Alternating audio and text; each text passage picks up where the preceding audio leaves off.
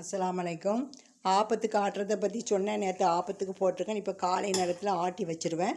இதில் தேங்காய் தண்ணி, தேங்காய் பூ, கொஞ்சோண்டு மிளகு அளவு சோடா மாவு, 1 ஸ்பூன் சீனி, கொஞ்சம் உப்பு போட்டு எல்லாம் ஆட்டி இப்படி வச்சுருவேன். ஒரு 6 மணி நேரம் வெளியே வச்சுட்டு திரும்ப ஃப்ரிட்ஜில் வச்சுட்டு நாளை காலையில் ஆப்பம் ஊற்றுவேன். இதுதான் ஆப்பத்தினுடைய இது. தேங்காய் தண்ணி எவ்வளோக்கு எவ்வளோ ஊற்றுறீங்களோ அவ்வளோக்கு எவ்வளோ ஆப்பம் சூப்பராக இருக்கும். இன்றைக்கி காலை நாஸ்டா தோசை. இரும்பு கடாயில் தான் தோசை ஊற்றுவேன். பாருங்கள்,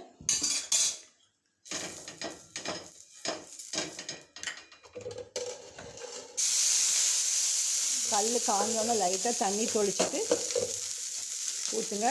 சூப்பராக இருக்கும். ஹோட்டல் மாதிரி இருக்கும் தோசை.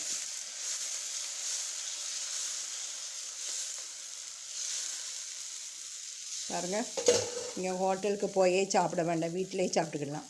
சூப்பரான தோசை. அதுக்கப்புறம் நேற்று வெள்ளிக்கிழமை பிரியாணி போட்டோம்ல, அதை இப்படி வேக வச்சு வச்சுருவேன், கெட்டே போகாது. இன்றைக்கி மதியானம் இதுதான் சாப்பாடு. அதுக்கப்புறம் சாம்பார், தோசைக்கு சாம்பார், கத்திரிக்காய், மாங்காய், உருளைக்கிழங்கு, பீன்ஸு, கேரட் போட்டு ஒரு சாம்பார். இந்த ரெசிபி பிடிச்சிருந்தா லைக் பண்ணுங்க. லைக் பண்ணிவிட்டு பாருங்க. இன்ஷா அல்லாஹ் நாளைக்கு ஒரு வீடியோட பார்க்குறோம். அஸ்ஸலாமு அலைக்கும்.